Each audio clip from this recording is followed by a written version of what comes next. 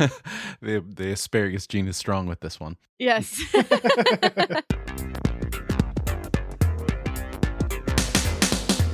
Hello, everyone, and welcome to Irenicast. I'm your host, Jeff, and with me, as always, is my co-host, Mona, and my other co-host, Alan. Alan! We are post-evangelical ministers and theological thinkers grappling with our place in the progressive Christian world. Thank you for joining us for another conversation on faith and culture.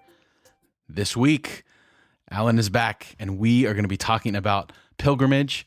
And for our segment, we're bringing back Knowin Jemonen, and we are going to share with you our top 3 favorite vegetables, because the no longer occasional vegan is back. The king of the vegans is here. Alan, welcome back. Hey, guys. What's up? Yeah, I wanted to do the vegetable segment because I'm very passionate about vegetables, and I'd like to know what your favorite are and stuff. So that'll be cool after the conversation. It's really good to be back. We're talking about pilgrimage because I kind of went on a trip, and it was Mona's idea to talk about it in a significant Not to go on way. the trip, just to talk about No, the not trip. to go on the trip, but to talk about it. Alan, Yeah. go on a trip. Yeah, I've It been is gone. my idea. I've been gone for a while, and it feels really good to be back. It does. Feels good to Where'd have you you back, go? Alan. Mm. Yeah, it does. So I went, I drove like 4,500 miles kind of all over the Western United States. I went through 11 different states and visited all kinds of places way too fast. I've been going through like just some personal grief and some loss and things like that. And so this trip was my way of dealing with everything I've been going through. So I went by myself in a tiny little Prius that I had bought and crossed desert sands unpaved and almost got struck by lightning. Almost died when I ran into a bunch of deer, but I didn't hit any of them, thankfully, in Montana. Lots of cool stuff. You know, I could go on and probably will. But the trip itself was just kind of flying through every place. So I spent like 3 hours in the Grand Canyon, 2.5 hours in Yellowstone. It just kept going, you know. I had visited Mount Rainier and went up to Washington, went to Death Valley, and it was awesome. So much fun. Lots of good pictures. Yeah, I really enjoyed your updates. Like, you had some really good ones. What was that story about, like getting in a flash flood and like helping somebody? Yeah. So the flash flood thing happened in Sedona. If you go to the Grand Canyon, then you drive an hour south, there's a town called Sedona. It's actually kind of cool. All these people told me to go visit Sedona. It wasn't on my itinerary. I didn't plan on going there. But after about the 4th or 5th person told me, I decided to do it.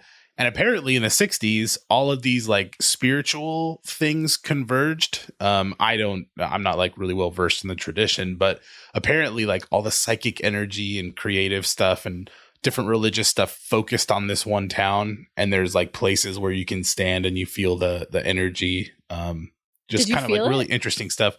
I didn't go there. You didn't go to Sedona? No, I went to Sedona. I didn't go to the little like points where you feel the different energies and stuff. I did something far more nerdy than that. I drove out like an hour away from Sedona into the hills that you can see from Sedona in these canyons and looked at like cave paintings from a bunch of different cultures that had painted on a cave. And you could see the different layers of like 6,000 years ago, 3,000 years ago, 1,000 years ago. And then about 1,000 years ago, there was buildings built around the cave area.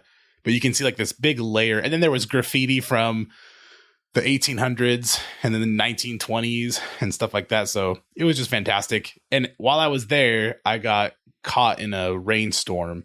I heard the lightning when I was in the canyon. So I hiked out of the canyon and drove as fast as I could away from the area.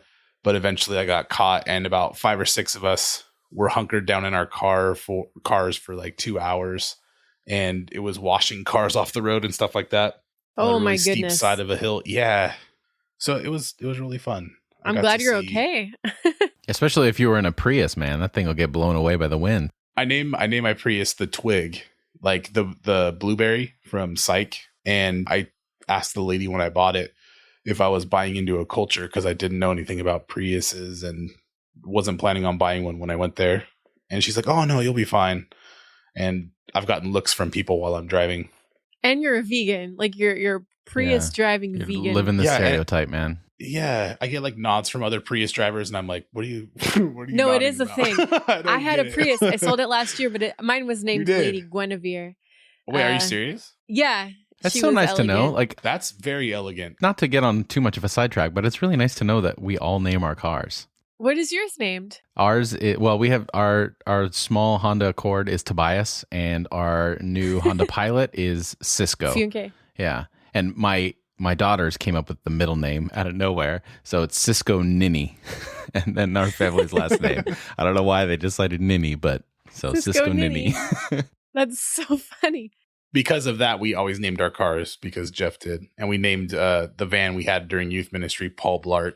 Yeah, it looked exactly like Paul Blart. It did.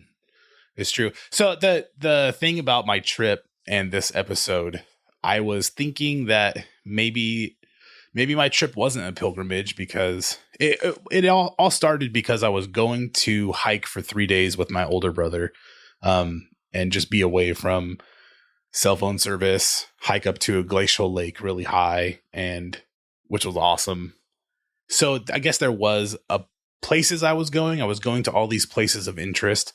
But for me, the thing that motivated me wasn't necessarily the pulling of those places, but more of I just needed to get away. I needed to disconnect and just spend hours, like 2 weeks by myself on the road with time to think, and just be moving was really important to me. So at first I was thinking maybe my trip wasn't a pilgrimage because I wasn't specifically traveling to these places for that reason, but more of the traveling. And then I thought maybe that's what pilgrimage is, right? Maybe pilgrimage in the traditional sense is that you have this place of sacredness or importance that communities move toward. And I think it's the moving itself in the pilgrimage that's just as important as where you're going, because you go through your journey, you make it there, and it's the putting into the physical. I haven't been back in a while, so I'm trying to think while I'm talking, and it's actually really hard. No, you guys do a great I like job. where you're going with this. I like where you're going. Like putting something physical in the material world, something that's like really highly symbolic and like spiritual and emotional and mental. I think of things like embodied worship. You know, there's people who dance and stuff like that as a part of their worship experience. And I know for the religious pilgrimages, it's the actual traveling that is the worship, not just showing up at the place, you know? Yeah, so maybe your to it. destination can also be metaphorical if you're kind of like, I guess, meandering through these different places, or you're visiting lots of different places. Because, yeah, like the classic idea of a pilgrimage is you go to a shrine or like a really holy site. Like that's your end goal. Like when I lived in Italy for a summer during college, and it was near Assisi. And one of the days we went to Assisi to see the basilica where St. Francis lived. So many cool legends about his life. I love those stories. Totally incredible. Like one of them, I don't know if I've told it on the show before, but one of them was Francis was doing the medieval monk thing where he was flagellating himself. So like literally beating himself with a whip, like trying to scourge the sin out of his body. And he was living in this little hovel, this little cave. And he saw outside his cave a patch of brambles, like thorns. And he was like, oh, I just can't get rid of the sin in my body. I'm going to go hurl myself into the brambles, just hoping that I'll finally like discipline myself enough to like follow Christ and like be sinless. And so as he runs out of the hovel to throw himself in these thorns, they turn into thornless roses right before he lands in them.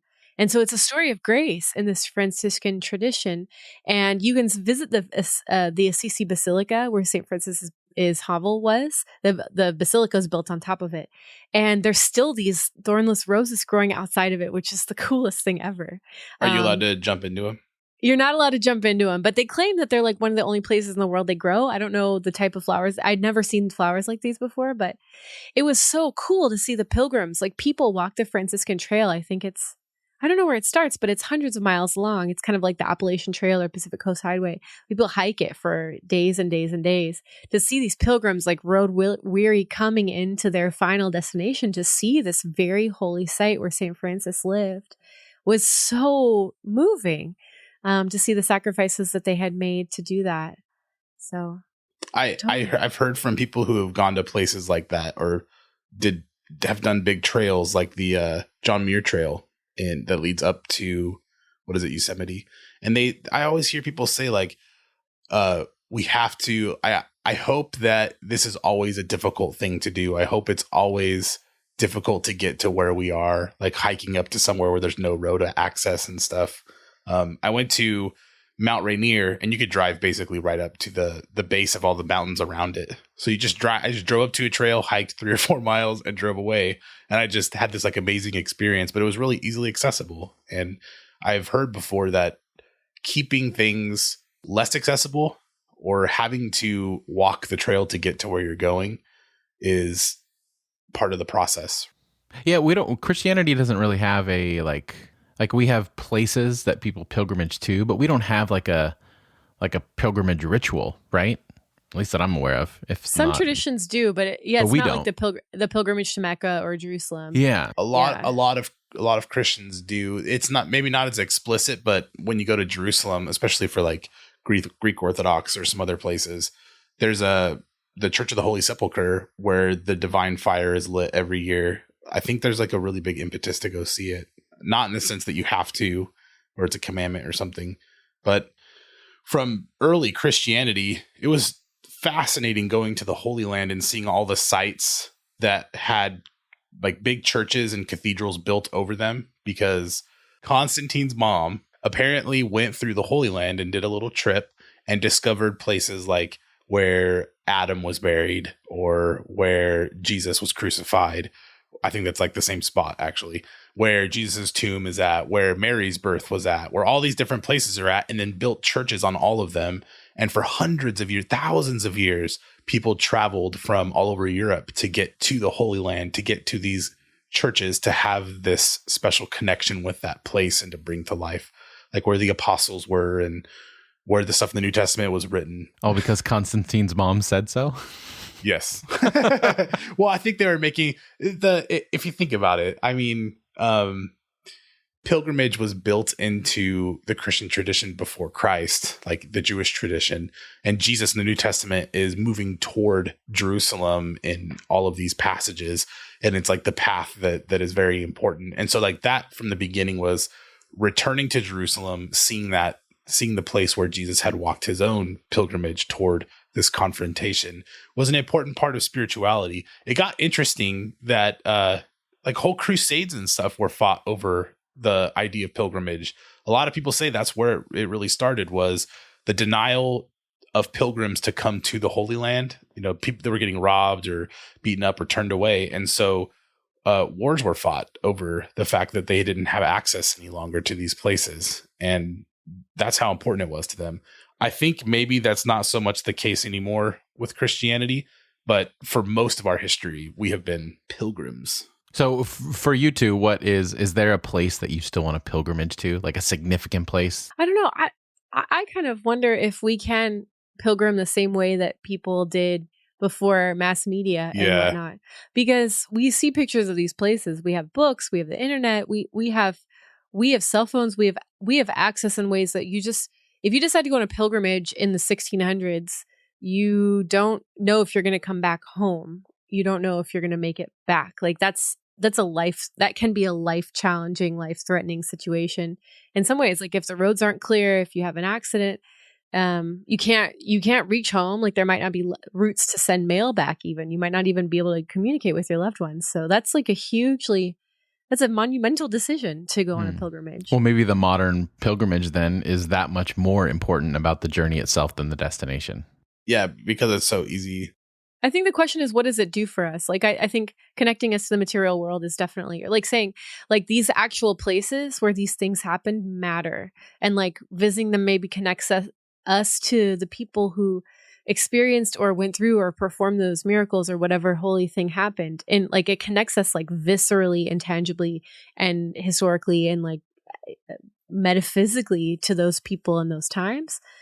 I think it was interesting that you said you pointed out that like everybody has you have pictures and documentaries and all sorts of stuff that you can ingest and rather than actually going to these different places. And when I went to Israel, and I was actually really let down by how Jerusalem looked, because I had seen all the HD pictures with all the photoshopped and retouched stuff to where like the Temple Mount looked like this thing was basking in like the cosmos or whatever. And you get there and it's normal. It's just like regular. And I've told this story already, but sitting on the Sea of Galilee, the place where in the New Testament Jesus like walks on water and does these miracles and calls his disciples, and like sitting there, you're like, this is just a lake. Like for real. This is like any other lake in the world. The lake I grew up next to.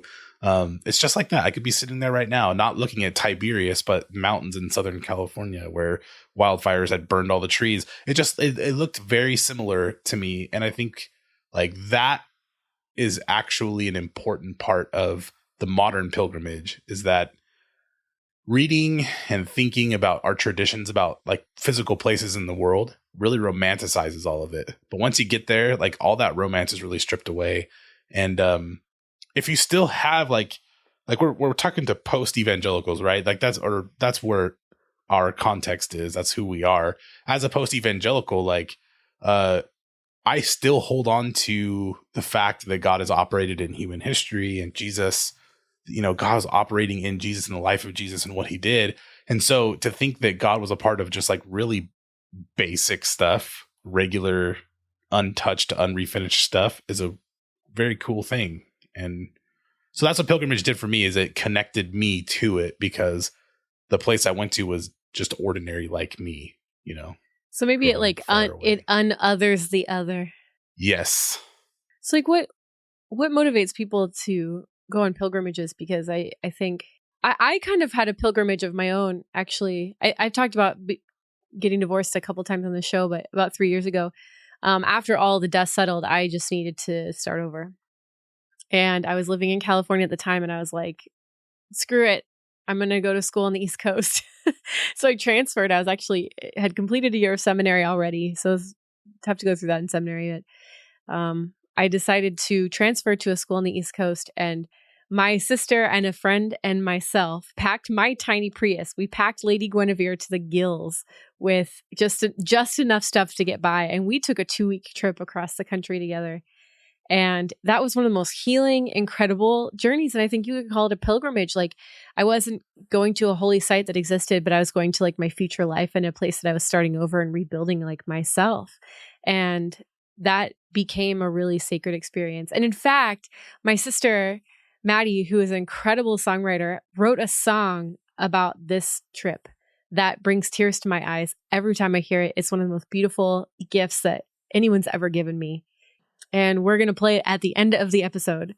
So please stay tuned for that. We'll announce it later on, but it's so good. It's so beautiful.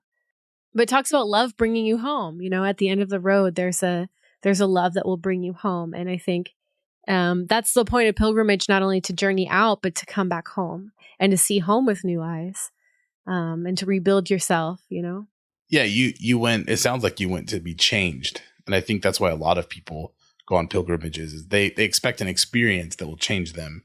For you, it's rebuilding your whole life. Like that's massive. But for some people, it's sometimes like a spiritual change they're expecting, to come back a different person. Well, it's just another, I don't say religious or spiritual practice, right? Like we want to do something outward that reflects what's happening inward, whatever that is. And some of us, we can't go on a journey or travel, but we can figure out ways to, have that experience in small ways that take us out of our routine and try to physically manifest something that is intangible in our heart and in our life or spirit, or whatever we want to call it. Yeah, it's like to see more clearly. Yeah, you were asking, Jeff, what that is for us. Do we still have places we want to pilgrimage to?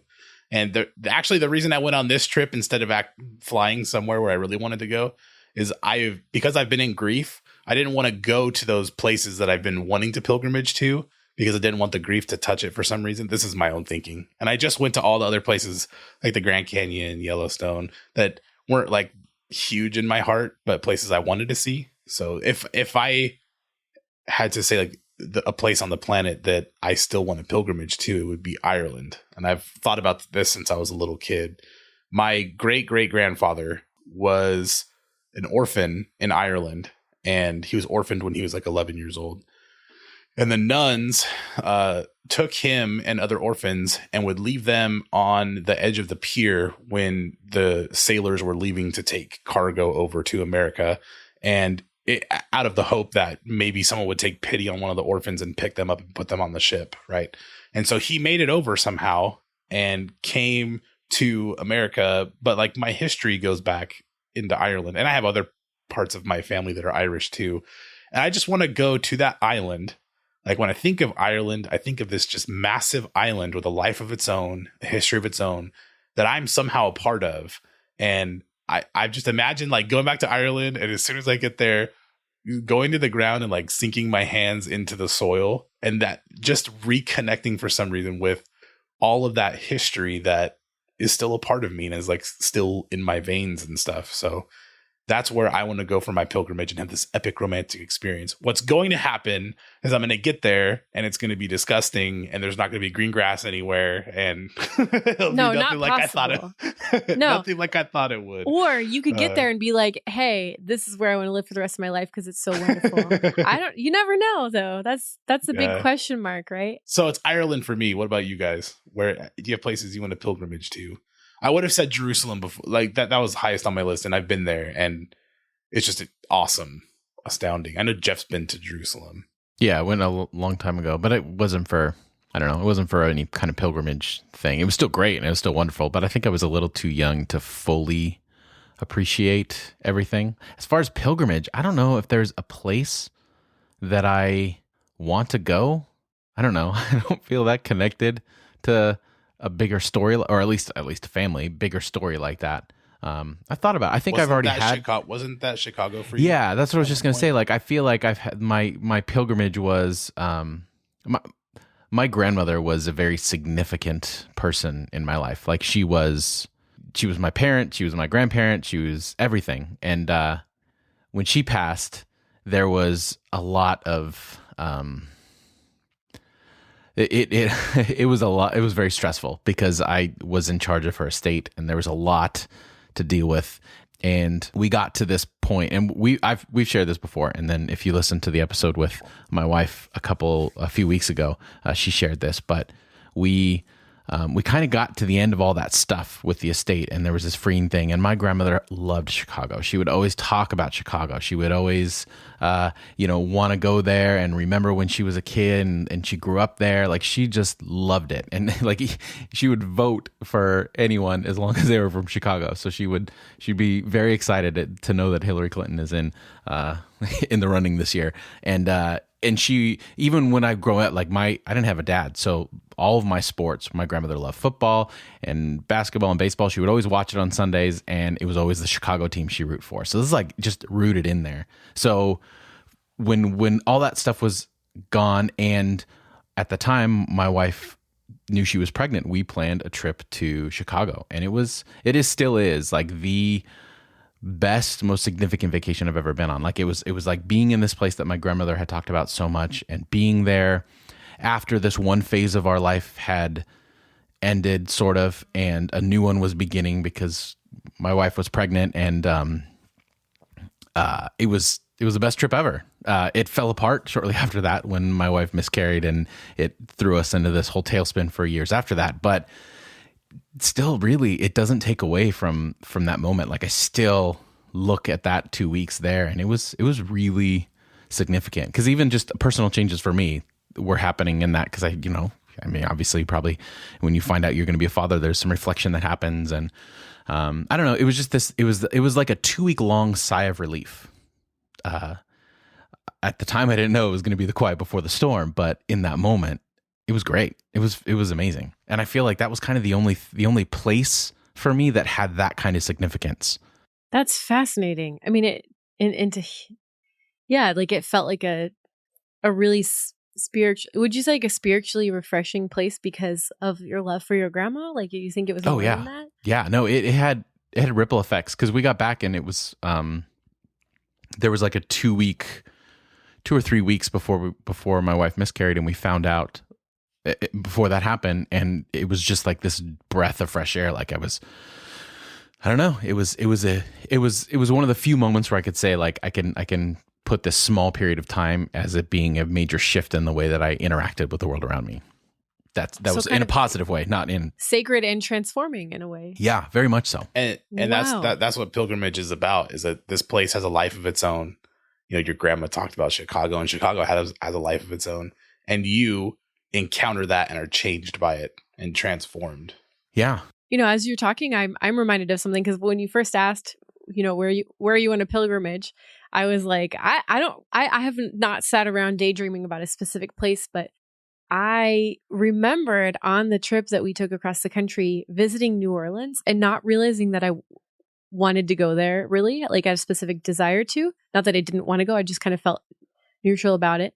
But when we got there, something about that place really connected with me on a visceral level. I think it's being a musician and being surrounded by some of the greatest live music I've ever heard, and musicians everywhere. And there's this different pace of life and a different feeling to the air and the way people treat each other.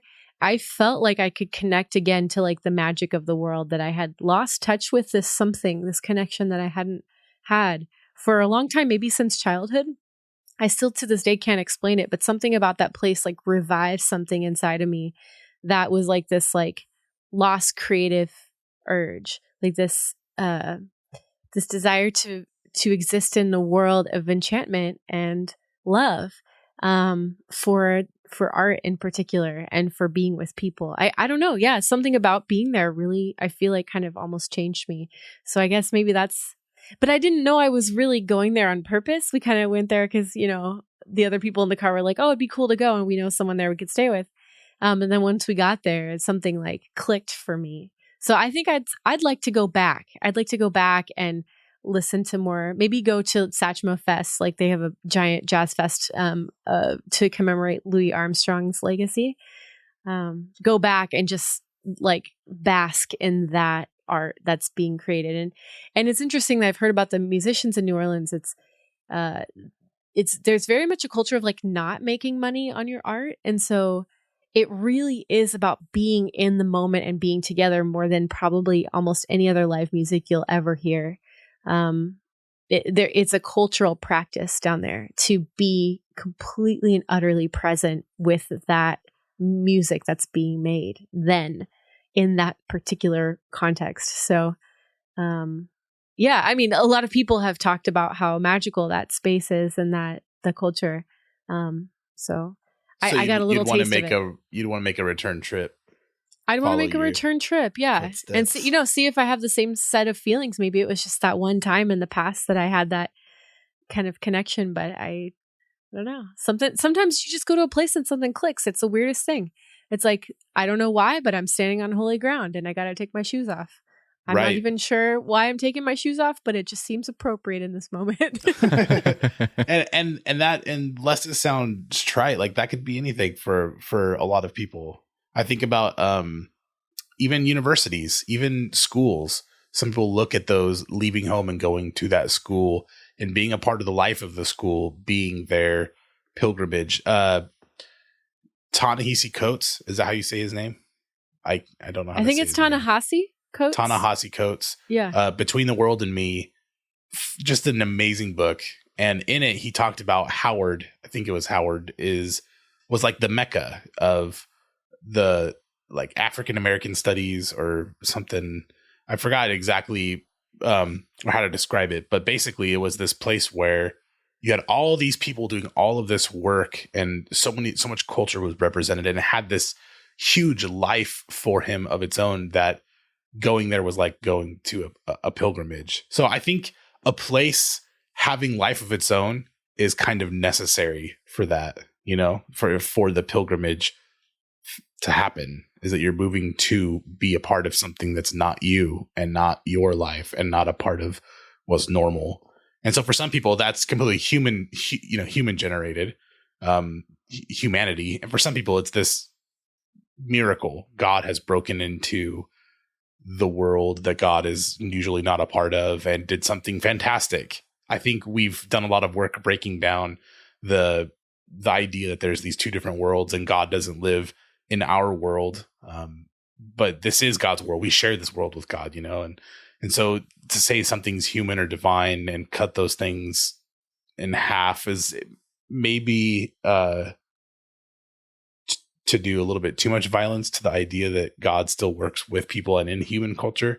But still, there's places that are built on the idea that a miracle happened, right? Well, I think that it reflects more of, we've used terms like, connecting and a part of this. And it seems to be that significant comes because we both felt like, at the very least, we felt like being in that place we were entering into someone else's story, or on a broader space, a whole group or a section of history or something connected. So I wonder if the pilgrimages and our connection to these places and events is less about the place, and even maybe less about what we're personally getting out of it, and more about the fact that we're connecting to something bigger and outside of ourselves. You're adding yourself into the mix of what's already there. Exactly. You're bringing yourself to it. So technically then by that definition, I sound like a robot. But based on what you're saying, so then could you take a pilgrimage to a remote mountain that no one else does anything at or knows about? Or does it have to? Yeah, if it had some sort of significance that you're connecting to, Okay. I get it. Yeah, but the very fact that you're taking a pilgrimage, you're still entering into a bigger story of people taking pilgrimages. You know what I mean? That's a good point. You're getting better. I think for me, what you're talking about, Jeff, the best way I can relate to that is I wrote an article about going to the Temple Mount, and I remember putting my hand on the Wailing Wall, the base of where Herod had built his temple, the same stones Jesus would have seen, and for the first time in my life, I kind of went on that trip for scholarly reasons. It was a class for seminary, and I was very focused on researching some things. It wasn't as romantic as the rest of my life is, but still touching that wall was I realized that this had a life of its own apart from me. I grew up, thousands of miles away. I had nothing to do with this. I had nothing to do with the building of this temple. I had read about it, in my life, and I had thought about it, and it was such a big part of my religious upbringing. But I realized, here it is, and it's existed, and it's had this life of its own that I was not a part of, and I probably never would have been a part of if it hadn't been for Jesus and the Jesus movement and the early Christians who opened up space in the Jewish community for non-Jews to come in. It was just if I felt like I was connecting to something that was completely foreign to me. So I think that's got to be what it is. You're bringing your bones to this place and adding yourself to the mix. Yeah, well, even not something that you were connected with, but something that you have great significance for. I mean, it's kind of a light example, but there's this movie called Fanboys, and it's about this group of friends who one of the friends finds out that they are sick. They're going to die. So they plan a cross-country trip to Lucas Ranch, they're going to go see the place where Star Wars was, because, we have these, nerd culture is pretty big right now. And we have these movies that we're, that we have fond memories of our childhood, and to be at any part of that, we feel like we're a part of this big thing. And I think that it can be something that we're unfamiliar with, that we find ourselves connected to, or something that we love, that we feel that we want to feel closer to, and we kind of have that connection. I mentioned to Jeff that I might go to Casa Bonita in Denver. Is that what it's called? Did you go? No, I didn't. Oh, Alan, there was like 3 or 4 for the rest of your life. Right, probably. There was 3 or 4 places that have something to do with TV shows that I watched that I wanted to go see. I did not go to Casa Bonita. That's South Park. There's a chubby character on South Park who goes to this Mexican place, and there's people diving off of cliffs, and I guess it's really bad Mexican food, but it's an experience you have to have because it's the Chuck E. Cheese of Mexican food places. It's all about the experience. There's only one left, and it's in Denver. I didn't go to it, but I'll tell you where I did go. In Portland, I went to the feminist bookstore that inspired Portlandia's sketch with the feminist bookstore owners. The characters are recurring on the show. Oh my God. I love those characters. Me too. I love them so much. So I went, it was closed. It was really, really annoying. No. And it's run by volunteers.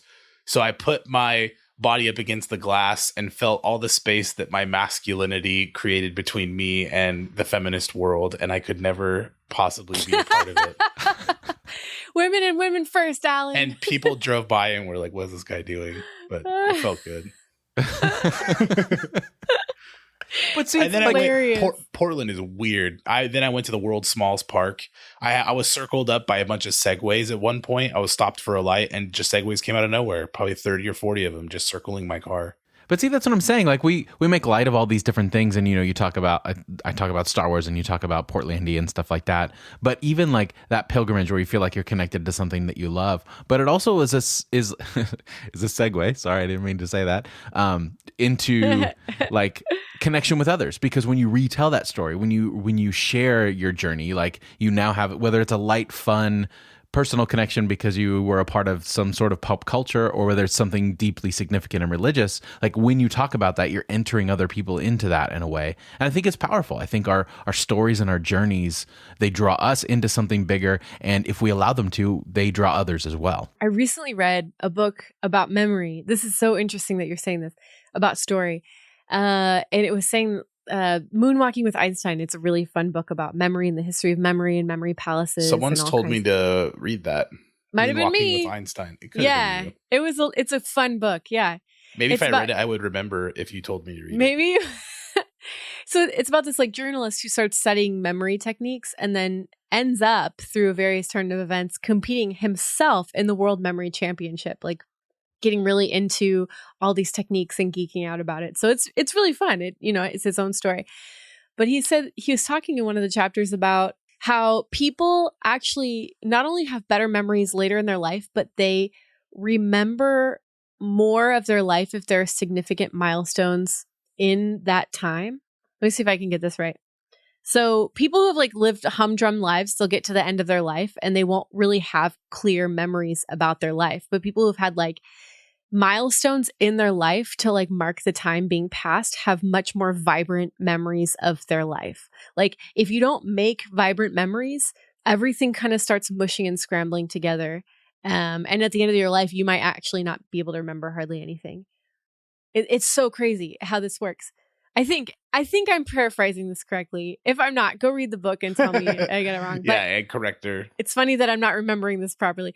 But the point of this was that in order to remember your life, you actually have to live it. You have to go out and live it. So I wonder if there's something to pilgrimage about like actually not just believing that your life has significance, but going out and making stories, like having stories, like creating memories and having stories to tell so that your life actually takes on significance because you've made it memorable. I like that. I think that touches on something that I told both of you I would like to talk about in the future. And that is the difference between hashtag life goals and contentedness and the tension between the two. Like wanting to make memories constantly and to like create a museum in our lives of all these vibrant things that have happened can itself become an obsession, right? And it could be something that drives us and that takes you out of the present moment. Yeah, we're almost never content to interact with the world that is around us because we're constantly thinking about the world that we want to be in or want to be a part of. And how we present ourselves on the pilgrimage and where we go makes a big difference because we can just like me, I felt like a consumer. I went to Yellowstone for 3 hours, didn't see any buffalo, went to Old Faithful and like had to look at my watch to wait because guess what? It's not actually as faithful as you would think it is. There's like a 20-minute gap where it may or may not go off. That's a long time. How dare it? No, it really is. Oh my God. It's Nature like plus or minus 17. Ways. So it's like you expect it 17 minutes early and it doesn't happen until 17 minutes late. So that's almost like a half hour where people were having to wait for something to happen. Oh, that must have been terrible. It was terrible. You. Hundreds of people. The sun was out. What did you even do? It was hard to see your phone because there was like glare from the sun, and it was awful. And there was all these other geysers going off in the distance, but like everybody was waiting for that. Did you know that they used to do their laundry in Old Faithful? Really? Back in the day, yeah, they would just stick their clothes in it, and when it went off, it would just clean it immediately. It's like Well, blasting their. It doesn't seem very healthy for your fabrics. Hey, listen, recently I was in line at U-Haul and there was only one person working. The line was like 20 people long. So literally it took me an hour and 20 minutes to get to the front of the counter. And at one point, the guy at the counter kept leaving so much, we thought he was like about to quit or something. But at one point, one of the guys in line, because like when you're in line with strangers, no one talks to each other really. But one of the guys in line goes, "Does anyone know what's going on right now?" And everyone kind of murmurs, and he goes, "I just wanted to open up a dialogue." And everyone kind of starts chuckling. And pretty soon, we're all kind of like, we're all kind of like chuckling and talking to each other. And like, it's like all of a sudden you could feel all those barriers and all that strangeness kind of start to dissolve in that shared experience of having to wait. It was really bizarre. Like you could feel the familiarity start creeping in the room and then people start cracking jokes. And, I wonder if there's something to that too, that brings unlikely people together in these journeys, these types of journeys. Yeah. I think it's a combination between what you do in the moment and then how you later frame those moments. Because I think what Alan says is true is that this idea that we can be obsessed with creating memories and creating moments, but forget to actually live them.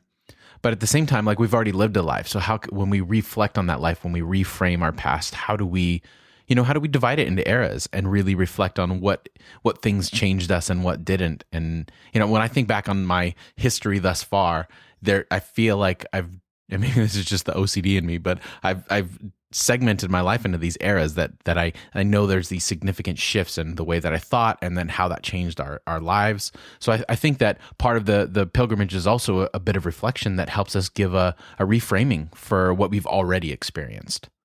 I think the way I'm thinking about this is more like we're moving toward a seeing, not like making something sacred that hasn't been, or like we're moving into a sight of what is already sacred, or like moving closer to like seeing reality for its full self and seeing love for its full self, right? You're not creating, you're just showing up.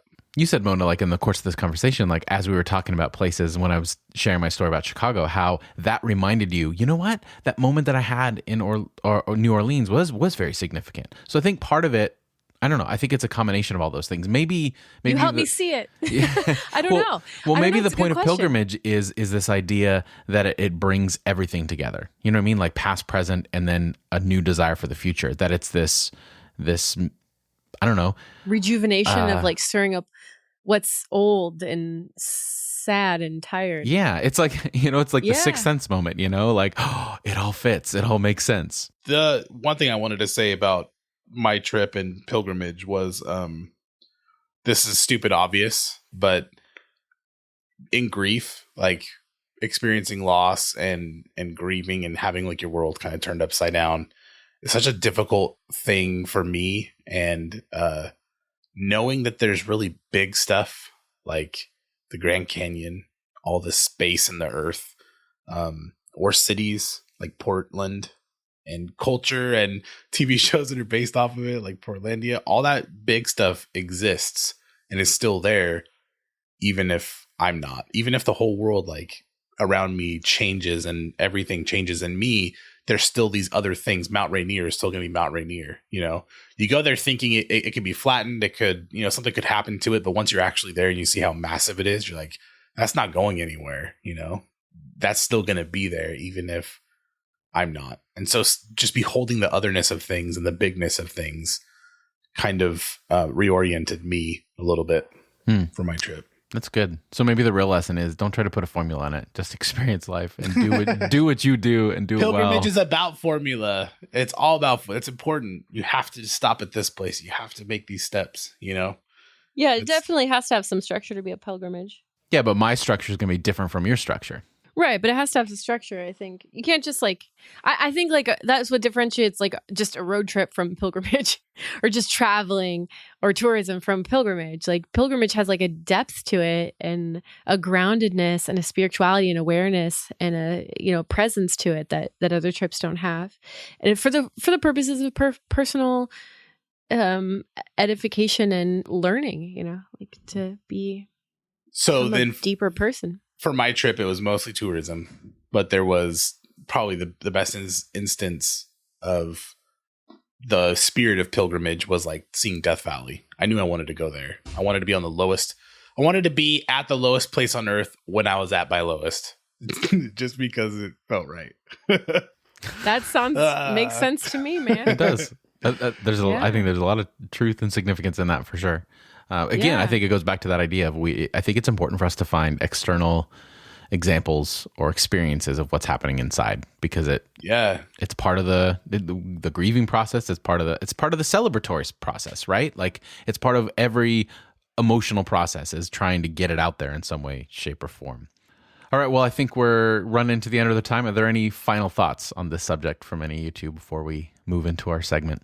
This whole conversation, I've been thinking about a book that my mom read to us as kids that it's got kind of like archaic language. I think it was written in like the 40s or 50s, but I still refer back to this book in my imagination when I'm thinking about kind of life's journeys. It's called Hind's Feet on High Places. It's the main character's name is Much Afraid, and she lives in the Valley of Fearings. Her relatives are constantly breaking in her door and taking advantage of her and all the fears that, plague her and beat her up. And the Good Shepherd comes to her and says, "Hey, why don't you come with me to the high places?" And she says she can't. She has her feet, there's something wrong with her feet and she can't walk properly. So there's no way that she can hike these high places and leap about the crags and the rocks like the Good Shepherd does, just like a goat, like a hind or a deer that can, walk on these almost impossible slopes. And he says, just start the journey and you'll learn as you go. Like you'll have what you need as you go. And it's a really incredible epic. Obviously it's like kind of fantasy, but my favorite part of the book is when she's starting up this really steep part of the trail. It's starting to get really difficult for her. And the Good Shepherd leaves her with these two traveling companions. And she's excited to meet her new, buddies.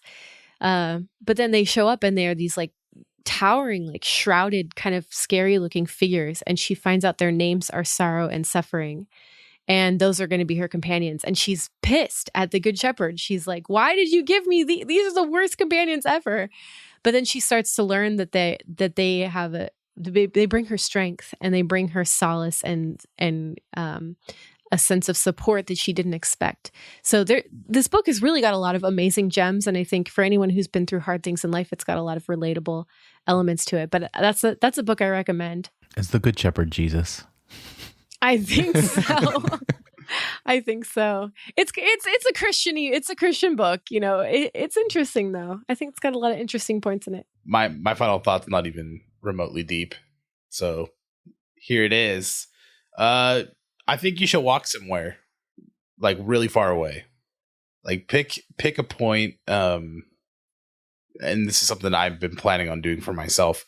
I'm going to pick a point that's like 50 miles away and try to walk it in one day.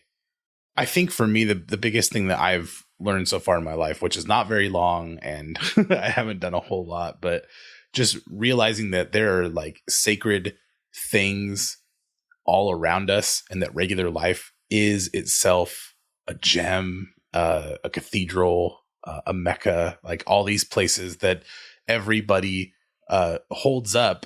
Regular life has so much to give us too. Like we can be a part of the whole thing, the whole story, and the cities around us. I really like that there's a Pokemon Go app out there now. I played it for about a day and I went to a grave site and it gave me Pokemon balls and I was like, I'm done. I'm not doing this anymore. Because I got, yikes. Yeah, it's pretty crazy, right? Yeah. But the cool thing was there's all these points of interest in a town that I didn't know about. And I only knew because I played that app for a day. There's these kids connecting to this larger world out there because of this, like, make-believe app or whatever that's connecting them to their actual town and the place that they live in. So my final thoughts are just like, why not create a pilgrimage for yourself? Why not look somewhere, pick a point on the map that you think is interesting, read about it, think about it, do a plan, and don't drive there, just walk. And when you get there, like, that'll be your experience. Maybe the walking part's important, huh? It is. That's like the common thing, I think, in most pilgrimages is walking. Yeah. Or even just simple as walking the route you usually drive, just from the same thing, but from a different perspective. Yeah. Huh. Yeah. I did that a few times. I once, we lived down south. I walked a place that I normally drove and didn't realize how significant that was. We really do fly around, don't we? Yeah, we do. Yeah. Every day. It takes us out of the world. Let's get back to Get back to world. it. Plus, you walk around, it'll give you more time to listen to us because that is what you should be doing. This entire thing was a pitch. It was. This has to be. We took you on a pilgrimage of to- advertising. Before we close out, seriously, I have to say this just as a throwaway, and I should have talked about it earlier. But I think it was in the 60s, the Catholic Church talked about seeing the church as a pilgrim people on the journey, people on the move. And just the idea that the people of God or the people of faith in general are moving towards something, I think is very important and significant for me. So it's almost like all these things are echoes and shadows of that. Is like, where are we headed on the whole toward the divine, toward wholeness? I think that that's a theme that's huge that is just reflected in these small things. So, church as pilgrims, literally in the 1700s, and now a little bit less than literal. And now with Pokemon. Pokemon's the answer to all of our spiritual worlds. That's right. All right. Well, let us know what you think. If you have anything to add to this conversation or you'd like to share one of your pilgrimages, you can do that on the show notes at irenicast.com/78. And for any questions, comments, concerns, or general suggestions for the show, you can find all the ways to contact us at irenicast.com/feedback. On the other side of the music, we will be doing a Knowin Jemonen, discussing our 3 favorite vegetables.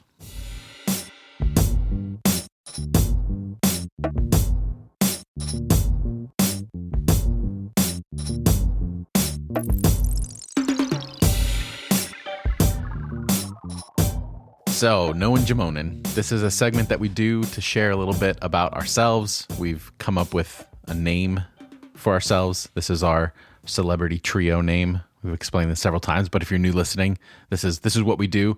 We were thinking about maybe doing this segment while Alan was gone, but Jemone doesn't sound right. So we need the end part. Me. No, we can't. Yeah. We can't. So you need me because you wouldn't have awesome ideas like top vegetables. Exactly. So in celebration of Alan's full-on immersion into veganism, we're going to go ahead and share our top 3 favorite vegetables. So I think we should go in order. I think we need to prioritize this, where we'll all share 3, and then we'll share 2, and then we'll reveal what the number 1 is. I'm shaking with anticipation. That's a good idea. We'll add some drum rolls in post. Okay, drum rolls. Yeah. Okay, great. So Jeff, you're the first in Jemonen since we're going in order. Let's go in order. That's a good idea. Okay, my number 3 is zucchini. Hey, that's my number 3. No joke. Aww. That's your number 3 as well. That's See, look awesome. at that. Yeah. Zucchini is the third tier kind of vegetable. No, it's but it's like it's your designated hitter though. I mean, you throw that thing in the oven and they're gorgeous when they come out. So good. Well, you know what it is I would say maybe like 2 weeks ago, zucchini would have been maybe number 4, but it bumped spaghetti squash for me because of a recent tool that I got. I got one of those little things that turns zucchini into noodles, that you like turn the crank and it spins it. That's awesome. And now like I have new ways to cook it, which automatically makes it better in my mind. It's great. Nice. So this is a recent top 3. Work, huh? That's right. Okay. So Alan, you've already revealed yours as well. So Mona, what's number 3? Okay. Well, mine is not super nutritious, but it technically, I think it's a vegetable. It might be a grain. I'm not sure now. I'm doubting everything I know. But because I have a love in my deep soul for popcorn, I'm going to go with corn for number 3. I also don't eat gluten, so I tend to eat more corn products, tortillas and whatnot. But I love making myself some fresh corn tortillas with masa. Like I have a tortilla press. Ooh, nice. They're so good. But yeah, popcorn. I make popcorn 2 different types of ways. I make a savory popcorn that has 7 ingredients, and I make a sweet popcorn that is, try this sometime, equal parts brown sugar, butter, and marshmallows all melted together to make like a caramel. And then you put it on popcorn. And it tastes like kettle corn. It's incredible. And you put a little sea salt on top. There you go. That's your next snack, everybody. And it's a vegetable party. Or it might be a grain. Is it a grain? I think corn is a It's grain. vegetable. I'm it pretty sure vegetable? Wait, really? Let me Google it. I'm going to Google It's a it right now. starch. No, I don't know. Google it. I think it's a everywhere, starch. Is a starch though a vegetable? No, it has to be Yeah. either one of those things. It's definitely a Corn. starch then, right? Is corn a vegetable? Nope. It It's is a starch. Technically, all fruits are vegetables, but not all. It's vegetables actually are a fruits. grain and a fruit. What? Corn Did you know seed that? is a vegetable because it's harvest eating. Corn There seed you is go. grain because it's a dry seed of a grass species. So it's both. It And goes it's both a ways. It goes No, all and three it's a ways. fruit. It's all Because of the three. seeds. Corn swings all ways. Nice. See? That's why it's in everything. All right. So number 2. Ooh, My I'm number- gonna get. I should do a number 3 because you took mine. No, it's fine. We It's said we could double up. Well, then let me say one more thing about zucchini. okay. Just one more thing. It deserves it. Slice it thinly, right? Just long spears. Put it in a pan and put some oil, like olive oil, and a little bit of garlic and a little bit of pepper, and put it in the oven at like 400 for 15 minutes. And thank me later. There You can go. write Great. into the show and thank Alan for his amazing Yeah. zucchini recipe. Be like, oh, it changed my life. I actually eat vegetables now. I got healthier, started my family, and cured illnesses all because of you. Alan's recipes creating babies, apparently. Oops. All right, Jeff, what's your number 2? All right. My number 2 is asparagus. Ooh, that's a good I'm one. going to turn off the computer. That's my number 2. Nice. What? Alan, we are You on the guys same melded. page. I'm not joking because I was vegetarian this whole year, and I was vegan for 1 month at the beginning, and now I'm vegan again in August or whatever. I started being vegan again. And every day I eat asparagus and sliced zucchini baked with olive oil with Every day? garlic and pepper almost every day. Very nice. Literally. Oh, like man. I love it. And now you're stealing my identity, Jeff. Well, I don't need What? I don't need to say That's so anymore, cute. Alan. You've explained why. We should let Alan tell his number So, 1 first next round because this is yeah. becoming a problem. It is. I'm getting upset, aren't I? I think I am. Asparagus is like the king of the vegetables. You know this, right? That's why it has a crown on top of its head. Asparagus. Makes your pee smell like aliens. You know what? That's a genetic thing, and not everyone does that. No. Really? It's a genetic thing possibly because not everybody can Because you smell can't it. smell Yeah, not it. everyone can That's smell what it. is. But that's Right. I think that's interesting. But it's not like some bodies produce that enzyme and some don't. It's the acid that your body creates when it creates an enzyme to actually digest the asparagus or whatever. So it's a certain type of acid. Every time, though, I forget that I eat the asparagus and I'm like, oh my God, I'm dying. I need to get on WebMD to like verify that I'm dying. I'm such a hypochondriac. the asparagus gene is strong with this one. Yes. Okay, my number 2. I also don't know if this counts as a vegetable. I think it does. Does kale count as a vegetable? Kale is it's a vegetable. I made kale chips today and they're so good. I hate Yeah, kale. apparent- I hate it. But have you had kale chips? I've had kale everything. I've tried it, and I just can't do it. I can't do it. I don't like it. Really? I have to tell you, Jeff, I hate kale chips. I do not like eating kale like raw, but you put it in a shake. I love the way it makes all shakes taste. It's just awesome. You got to do it. Okay. So, Alan, since I've trumped you 2 times in a row, do you want to do your number 1? Avocados are number 1. Oh, that's such a good one. Dang it. I forgot about avocados. I'll give you avocado. They're vegetables, right? Or are they fruit? They're fruit. They're but probably fruits because fruit. they have a seed. Yeah. The best part of my day, I'm not even kidding you, is taking avocado, a piece of bread, getting like really grainy bread, toasting it, and then smearing just fresh avocado on it, putting tomato on top of that, and then sprinkling some seasoning on top, maybe some cilantro. Best part of my day. I'm getting It's- so hungry right now. Oh, That so sounds good. amazing. Hey, you want to hear what my number 1 is? Jeff, you want Yes. to go last? Yeah, I'll go Okay. last. Like for the big drum roll. Okay. My number 1 has to be potatoes of any kind. I freaking love, I think it's my Irish roots talking or something, but just, they're so versatile. They're so tasty. They're so comforting. I realize that 2 out of my 3 vegetables are like not nutritious. Actually, potatoes have corn and potatoes are like Potatoes you don't have even think more- vegetable. Potatoes have more nutrition. Well, I You really basically eat just salads. said French fries. Like, Yeah, you do basically. I did say that. I don't really eat them though. I mean, I like preparing. You guys, mashed potatoes with gravy. Is there anything better Mashed in this potatoes world are than mashed really potatoes? good. Yeah, Seriously, they're really good. I don't know. Mm. Fine, I am I'll pick a hungry now. healthier Thank one. you. I like broccoli because it smells like butt. I don't know. No, mine is actually broccoli. Like, I can admit that it doesn't smell very good because I grew up in the same area that you did. Yeah, it really is. It's my number one. I love broccoli. It's broccoli? I love broccoli. If it's prepared well, it's amazing. I prepare everything well. So I'm just putting that out there. Well, all right. All right. Well, I think that will do it for us this week. If you enjoy what you hear and you want to support Irenicast, you can go to irenicast.com/support for all the ways to show some love to the show. And don't forget that after we sign off, we're going to be playing that song from Mona's sister about the journey that they had. Please enjoy it. And her name is Maddie Hunt. You can find her at Bandcamp. And we'll have that in the show notes. So for this week, I'm Jeff. I'm Mona. And I'm back. Yeah.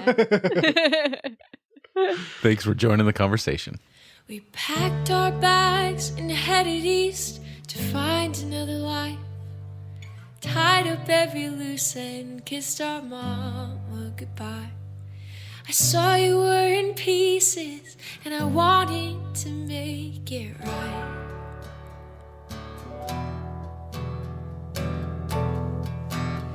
Then I saw you as you danced and watched the rain renew your youth. The wooden floors of New Orleans bore witness to the truth. And down a dock in Georgia, I saw the weight of hope break through. And knew it's alright, 'cause on the other side of the dawn is a day that you never know. On the other side of the storm is a song that'll lead you home.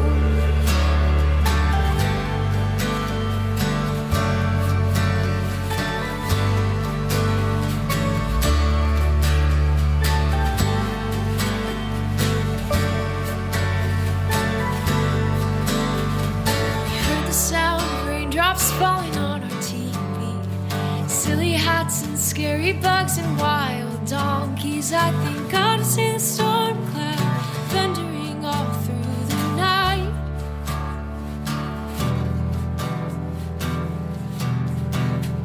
We sang our way across the hot and humid summer air. Southern hospitality saw to our every care. The color all around us reminded that we weren't alone.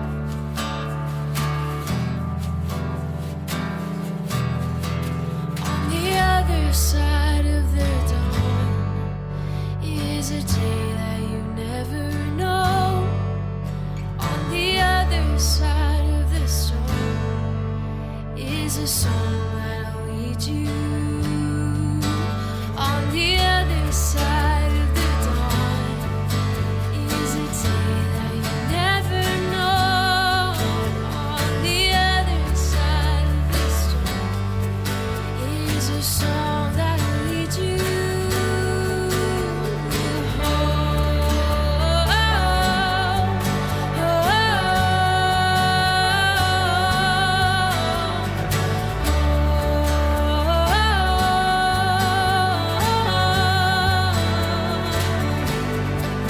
My friend, I do believe that there's a song you've yet to sing. A broken heart can often make the sweetest melody.